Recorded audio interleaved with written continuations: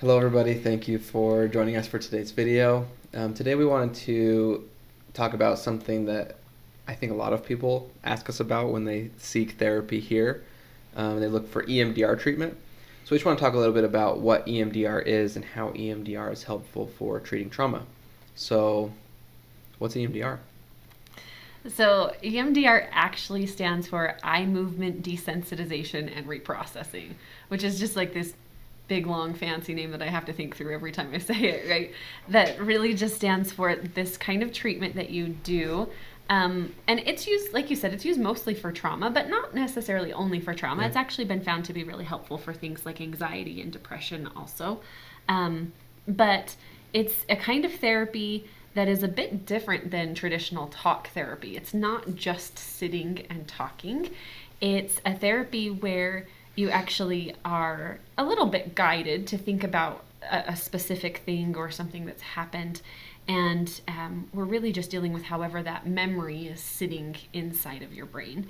And then while you're processing through the memory, you are either doing eye movements, like your eyes are going back and forth, or maybe you're even tapping. Like there's a few different things, but it's called bilateral stimulation, and it's just supposed to be accessing or using both sides of your brain back and forth to process through something, right?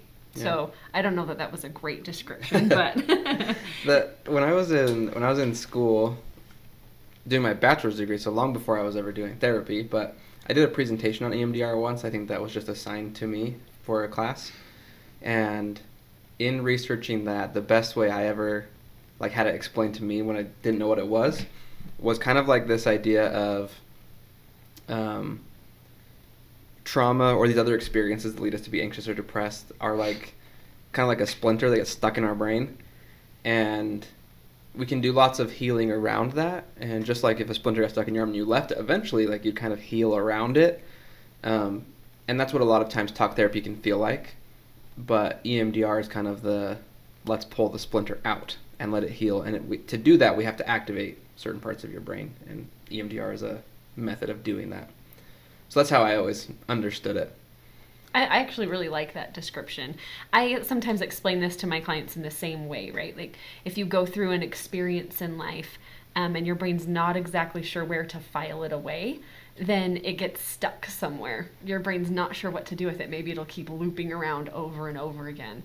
Even some of the memories of things will just come up over and over again because there's not a way to file it away. Yeah. And in EMDR, we're kind of taking that memory, that event, taking it out, looking at it, and helping your brain shuffle it back and forth until it can figure out how to file it away, how to make sense of it, how to come up with some good, healthy beliefs around that event, and so that you feel like then you can move forward. Yeah, I think a lot of times our brain is trying to do that by itself, and EMDR is just helping focus that brain power we're already using on a specific experience. Yeah. I agree with all of these definitions. I think they're great. Every so often it seems as though we get phone calls. We had one last night that came in where the client was requesting somebody specific that could do EMDR. I'm just curious what you guys think about when a client calls and they're like, I want EMDR. Like, what do you think their expectations are? And do they know what to expect? Because sometimes I'll get clients that come in and they're like, well, I really want EMDR. And we do EMDR, but I sometimes wonder if it just meets their expectations, or do they know what it is? Most of the time when I get that, when I have someone show up and they're like, yeah, I'm here because I want EMDR, it's because someone else told them that they had a really good experience with EMDR, and they suggested, I think this would be helpful for you. It was really awesome for me. And I don't think they necessarily understand what it is, but they're like, that will help with my friend, so I'm going to go find someone who also does that. That's my experience. I kind of think that too. And I actually love it when people come in and they're like, I want EMDR, because I'm like, thank goodness. We can just jump right in. You don't have to do any of the selling. Yeah. Right. I love it when people know that that's what they want. But I think that EMDR is a therapy that a lot of people, if you look it up online, it might, the first time I saw it, I was like, what is this, right? Because I think sometimes people look it up online and it seems kind of weird or hokey or something, right? I remember seeing people in therapy, like their eyes are moving back and forth, and I'm like, what is that? Are they like getting hypnotized? Or, Yeah, you know, it just seemed very strange to me. And if I hadn't had some really great experiences with it, I don't know that it would be something I would seek out if I had just like looked up a video about it or whatever, right? And if it didn't have so much like research backing its effectiveness, it would probably be a harder sell as well. Right. Well, and there's lots of great research that backs the effectiveness of this. I mean, this isn't a new therapy. Yeah. It's been around quite a long time. But on the other hand, I love just hearing people say, hey, look, my friend had a good experience with this. I've seen people have a lot of good experiences with this kind of therapy, which is the reason why it's my favorite kind of therapy to provide for people. I guess the one thing is, as you say that, you know, if people have good responses to it, the only thing that I would add maybe to the definition, as we've talked about it, is EMDR is really what the name suggests. The therapist helps you desensitize the body and reprocess unhealthy belief patterns through the use of eye movements. And so I think that's why it ends up being so helpful, is because it's a very focused and specific tool with the purpose to desensitize the body's response to stressful things. That's the goal of it. And then to reprocess any negative belief patterns that we may have. I love it. I think it's great. So maybe, like we mentioned, it's typically people come in like EMDR, trauma. That's what I'm looking for. We mentioned it can also be helpful for anxiety and depression, but maybe let's split that into two. So why is it so helpful for trauma, or why is it so popular as like a trauma treatment? Yeah, I think that that's a really good question. When you go through something traumatic, the way that your memory works is quite different than what people might think, right? So you often think that if you go through something traumatic, your brain would have this like real clear narrative about what happened. Here was how it started, here was what it looked like in the middle, here's what the ending looked like. But traumatic memory really isn't like that. Instead, lots of times there are like flashes of different things, different moments that feel really disturbing, other parts that you straight up can't remember or you're not sure how it went. There are a lot of things that are associated with your body, the way you feel when you think about that event, different smells or tastes or all of these different kinds of things, right? And so in traditional talk therapy, if you're just sitting and talking through that specific memory, most people don't notice that that's very helpful for them at all. It's just sort of like reliving a trauma. And in EMDR, what we're actually doing is we're taking all of these things, all of the associated parts of the memory. So the body, the feelings that are in your body, the different sensations that you have, and we're actually helping you become, like Josh said, desensitized to that. So we're helping that to become less and less disturbing to you as we process through that memory. While also targeting the cognition too.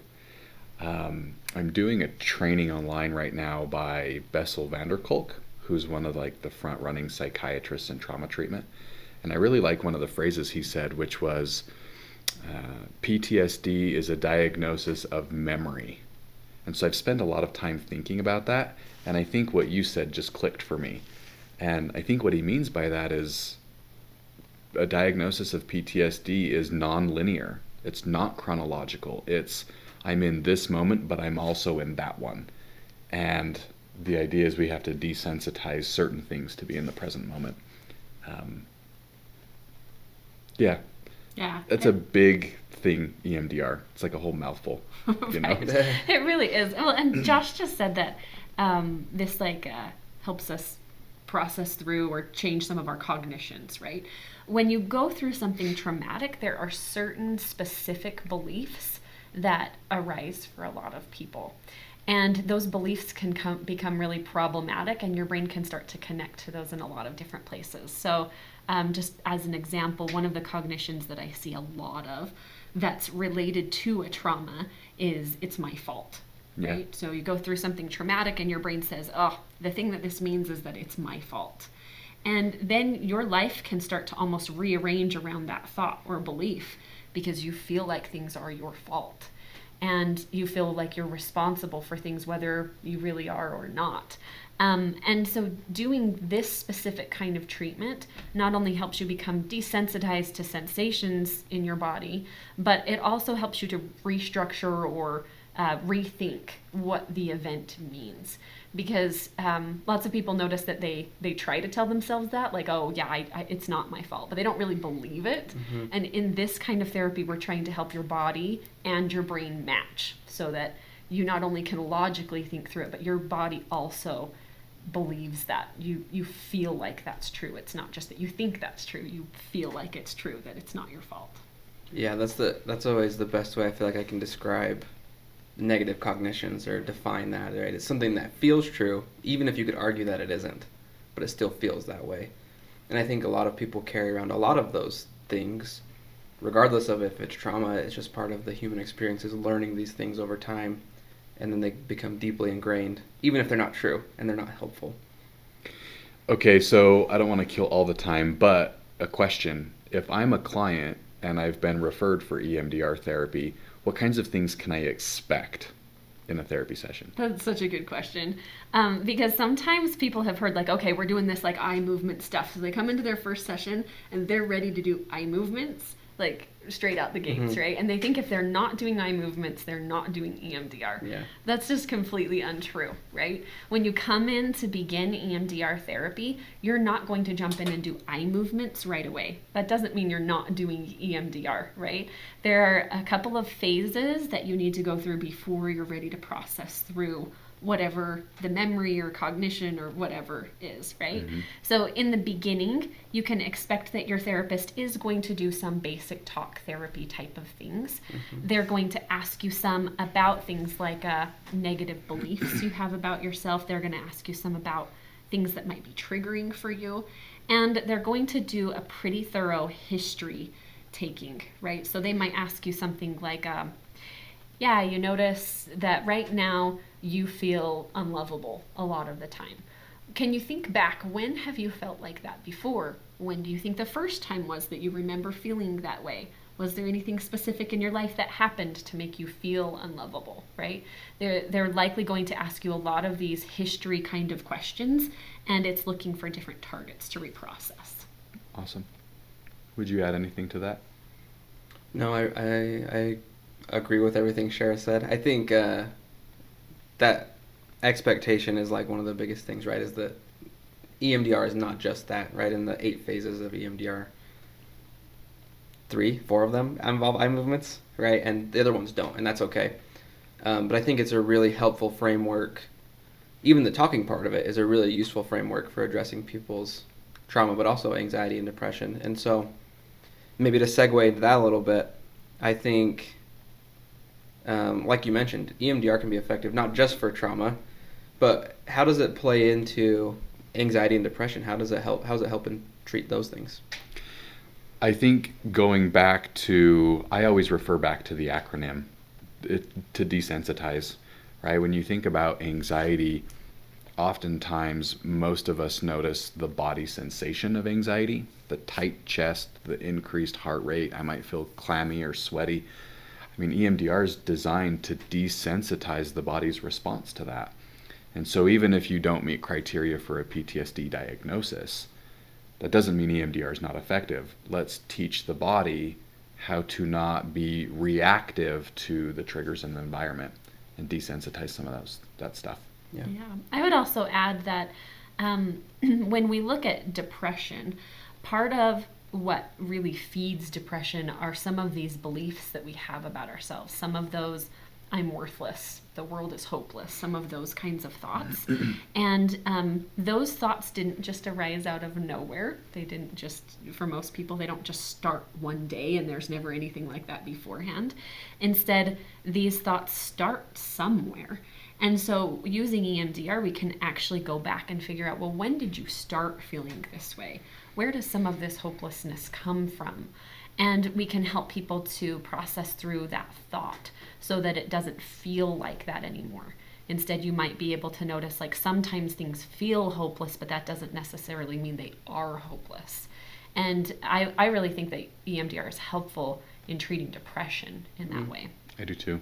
That's what I would have said with depression. I think the biggest chunk is focusing on the cognitive stuff, restructuring that. Yeah. I think you could do some resourcing to help feel more excitement with depression, but I think the big portion there is installing the new belief. One last thing I really like about EMDR is it has a lot of kind of like distress tolerance and emotion management skills, like container exercises and things, which I really like, and I've found to be really successful with. Even my clients who don't do any other EMDR stuff, I still like to use some of those tools to help teach ways to manage stress and manage anxiety and things like that. Yeah, I really like that too.